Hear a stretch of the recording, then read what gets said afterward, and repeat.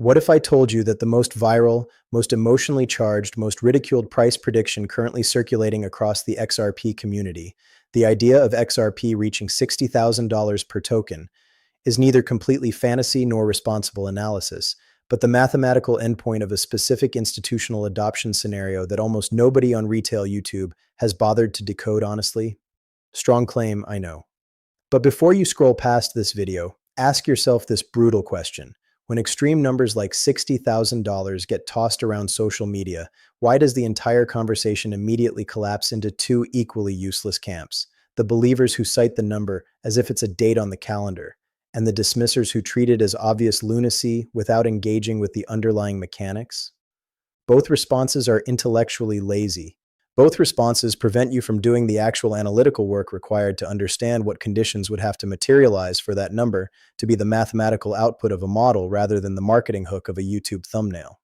And here is the uncomfortable truth. The conditions that produce that number are real, identifiable, and sit at the destination of a multi-decade institutional adoption sequence that is, on the documented evidence, actually beginning to unfold. While the crowd is fighting over the number itself, something far more structural is being assembled behind the curtain.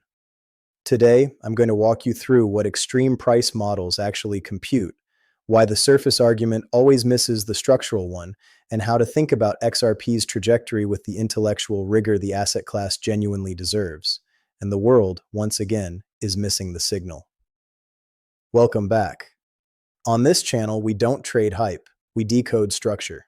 Today, we are going under the hood of one of the most polarizing conversations in the entire crypto market, the extreme XRP price prediction debate, the liquidity efficiency thesis that underpins it, the institutional repricing scenarios that some analysts believe are mechanically possible, and the discipline required to evaluate these scenarios without falling into either uncritical belief or reflexive dismissal.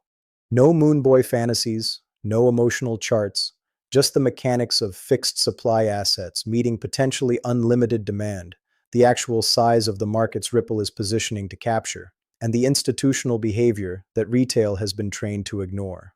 Before we go under the surface, this is informational analysis, not financial advice. Let's jump in. Let's start with the hard truth. 99% of investors who hear $60,000 XRP either immediately dismiss it as impossible or immediately begin calculating what their bag would be worth, and both responses prevent them from doing any actual thinking. The dismissive response says the market cap would exceed global GDP, therefore impossible. That objection sounds rigorous on the surface but collapses under analytical pressure because it assumes XRP behaves like equity, where market cap represents fractional ownership of future cash flows. XRP is not equity, it is a value transmission instrument. Its market cap, in the structural utility framework, is not a claim on company profits.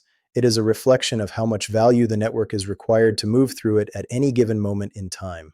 The believer response, on the other hand, says, the institutions are coming, therefore the number is inevitable, which skips entirely past the question of timeline, the question of probability, and the question of whether the conditions required for that mathematical output will actually materialize within any meaningful time horizon. Both responses are wrong because both responses are intellectually incomplete. Here is what almost nobody on this platform is willing to say clearly. Extreme price targets like $60,000 are not lies. They are not pulled from thin air. They are the mechanical outputs of plugging specific institutional adoption assumptions into a fixed supply settlement asset model. The math at those inputs produces those outputs. But, and this is the critical analytical honesty most retail content fails to deliver, the inputs required to satisfy those outputs are decade-scale conditions involving XRP completing a transition from a payment infrastructure asset into a settlement-grade reserve asset embedded operationally in the fabric of global finance. That evolution, if it occurs, is the destination of a multi-year, possibly multi-decade adoption sequence. It is not the starting point, and it is not a near-term price target.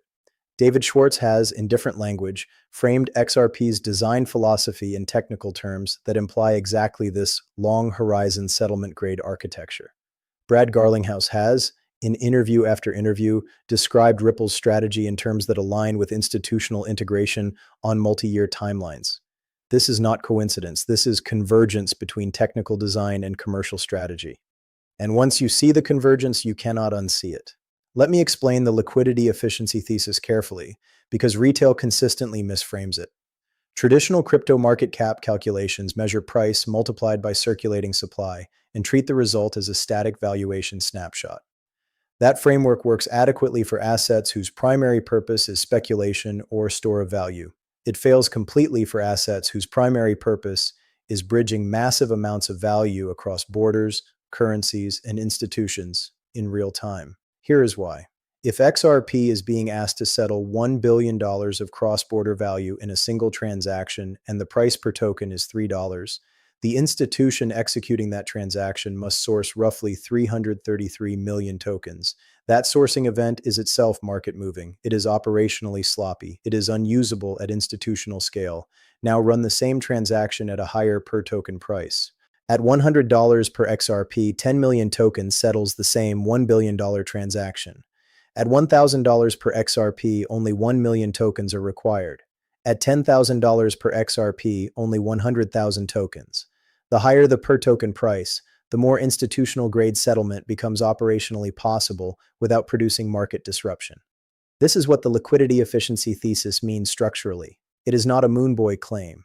It is the technical observation that for XRP to actually fulfill its design specification at institutional volume, the per token value must rise to a level where the math of settlement operates cleanly.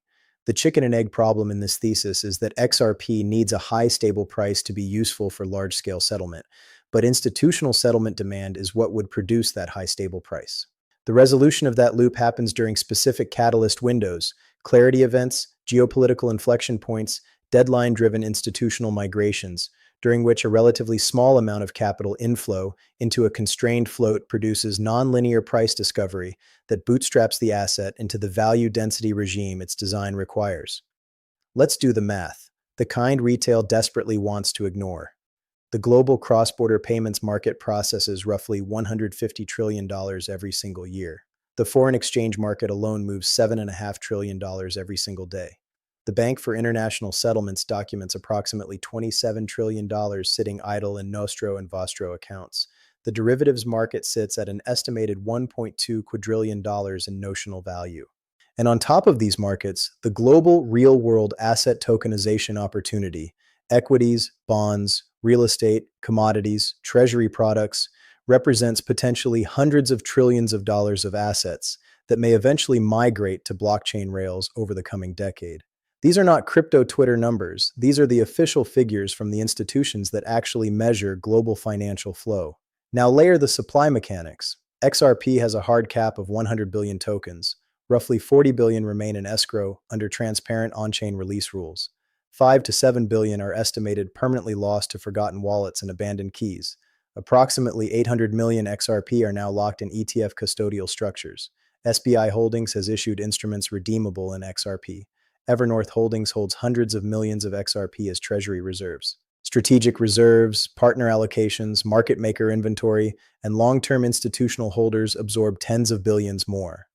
The actual freely tradable float is far, far smaller than the headline number suggests. Now imagine, over a multi-year horizon, that XRP successfully captures even 1% of cross-border settlement value, 1% of FX daily flow, and 1% of tokenized real-world asset settlement. Run those numbers honestly through the model, factor in the constrained supply that compresses further as institutional accumulation accelerates, and the value density regime, the math forces XRP into produces per token outputs that retail has been emotionally trained to call impossible. Those outputs are not impossible. They are just the destination of a multi-decade adoption arc operating against an asset with a hard supply cap. This isn't a prediction. It is a requirement of the design at full institutional adoption. If you have a problem with these numbers, you don't have a problem with me. You have a problem with the math of fixed supply meeting unlimited fiat flow at the limit case. But, and this is the discipline that separates serious analysis from engagement bait, the limit case is not a near-term price target. It is the long-term mathematical output. The near-term targets that responsible analysis supports look very different. Standard Chartered's published research targets are in the $8 to $28 range for the regulatory clarity scenario. Multiple analyst consensus targets for the Post-Clarity Act window fall in the $5 to $15 range. The $100 level represents an aggressive but mechanically derivable scenario under full Clarity Act passage, full BlackRock ETF deployment, and accelerated institutional adoption stacking simultaneously. The $1,000 level represents the early monetary architecture scenario, in which XRP plays a meaningful role in international settlement infrastructure. The $5,000 and beyond levels represent the late-stage reserve asset scenario at full institutional dominance of global cross-border settlement. The $60,000 level represents the most aggressive theoretical input of the model, a scenario in which XRP becomes the primary monetary settlement asset for restructured global financial infrastructure across the full spectrum of international activity.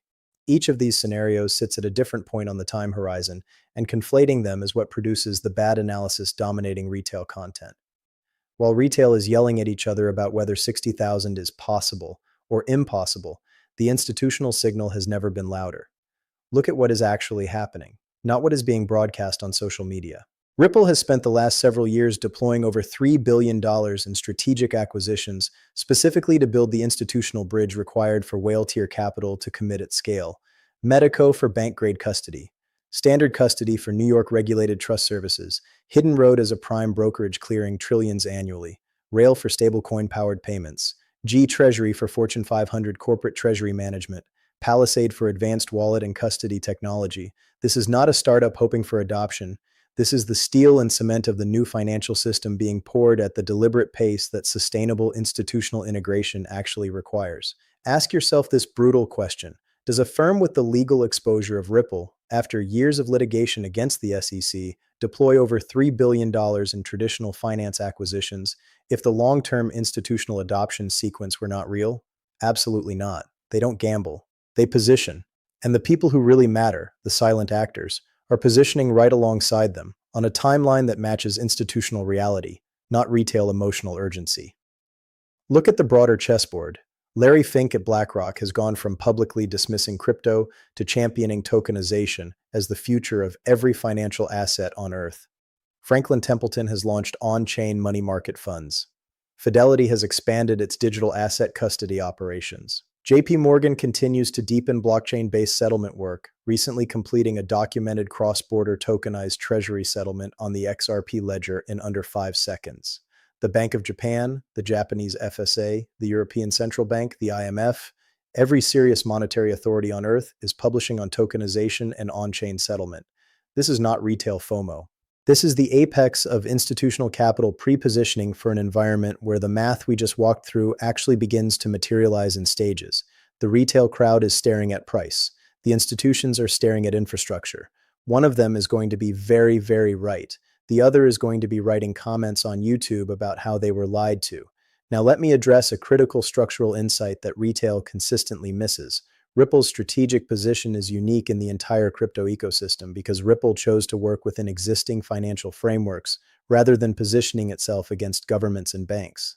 This choice attracted both intense praise and intense criticism. Crypto purists disliked the bank-friendly approach, but pragmatists recognized it as the only realistic path to mainstream adoption at the scale required to deliver the institutional integration the price thesis depends on. Today, that years-long strategic patience is finally beginning to compound visible benefits. Ripple has secured operational approvals in the UK, the European Union, the UAE, Singapore, Japan, Australia, and multiple other major jurisdictions. In several of those markets, the majority of crypto firms applying for operational permissions were rejected. Ripple was approved. That is not a coincidence. That is the multi-year compounding of a regulatory engagement strategy that critics dismissed for years. So when does the math collide with the visible market? Pay attention here because the catalysts are no longer theoretical. They are scheduled. The Clarity Act and broader market structure legislation moving through Congress represent the immediate regulatory unlock for the near-term repricing scenarios. The Senate Banking Committee markup is on the calendar.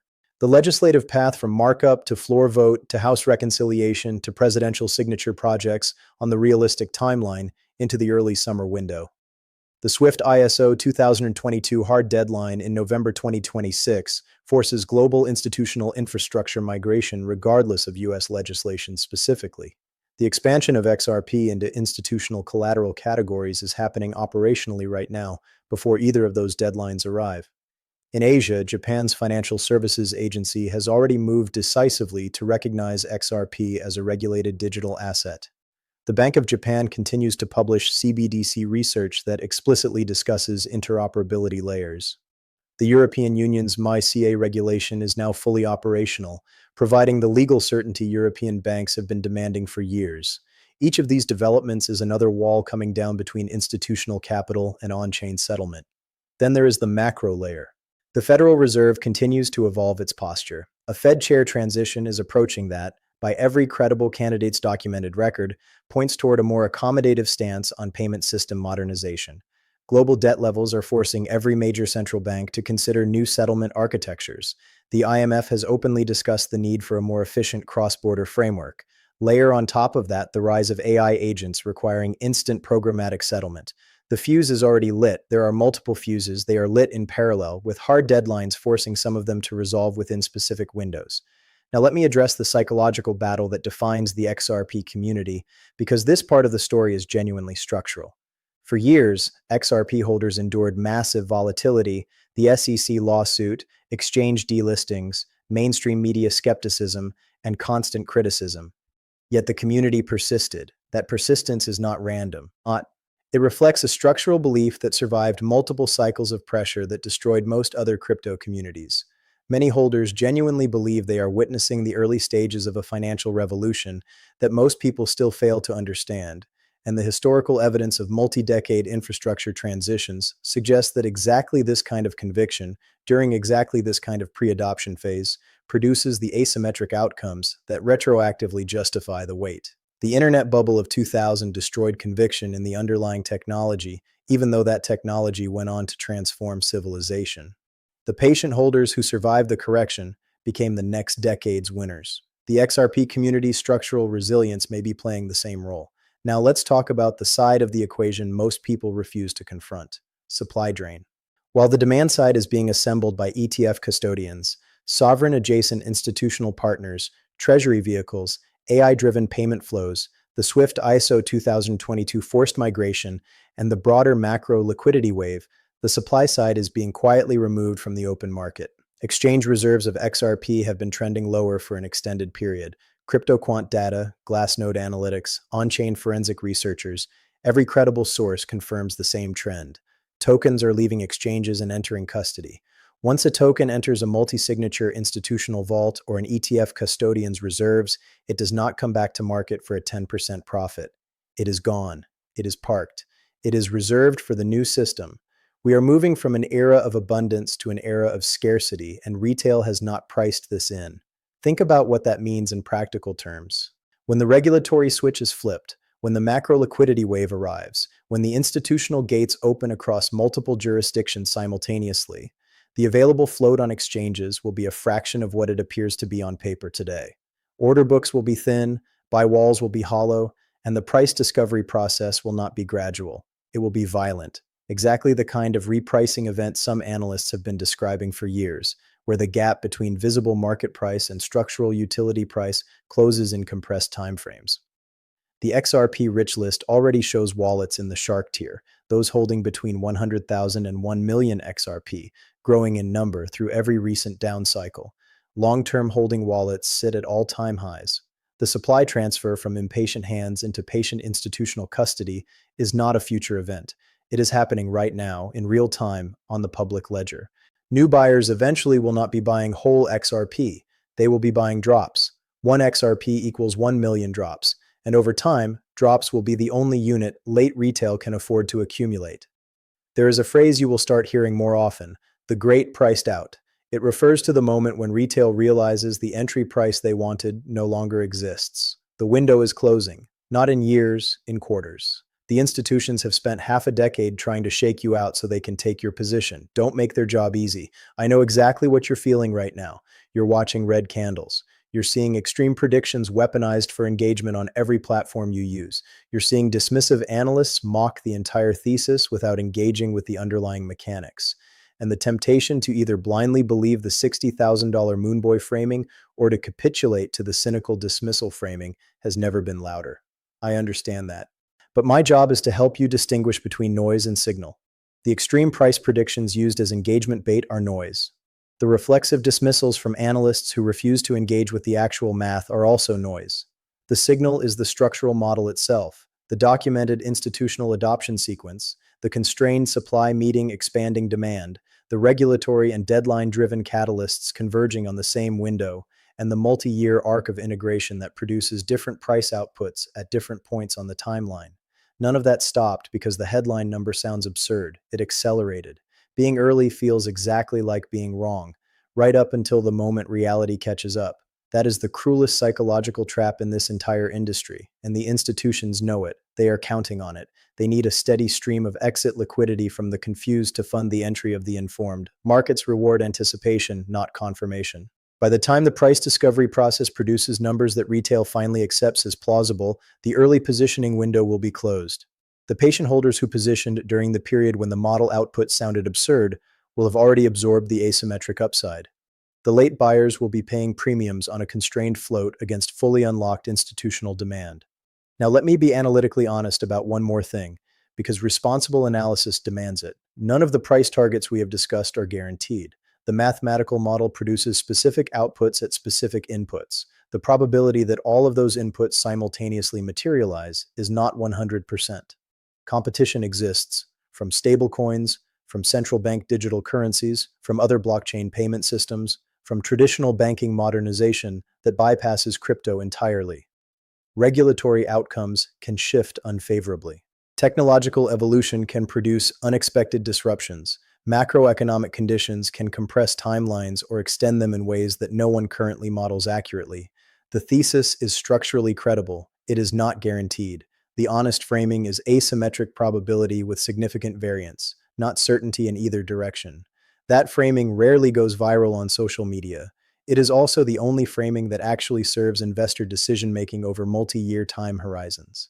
The combination of the liquidity efficiency thesis, the constrained supply mechanics, the documented institutional acquisitions, the multi-jurisdictional regulatory progress, the swift ISO 2022 deadline pressure, the institutional collateral expansion, the ETF accumulation, the macro liquidity environment approaching, the AI-driven settlement demand category, the global retail demand pattern, and the multi-decade tokenization opportunity.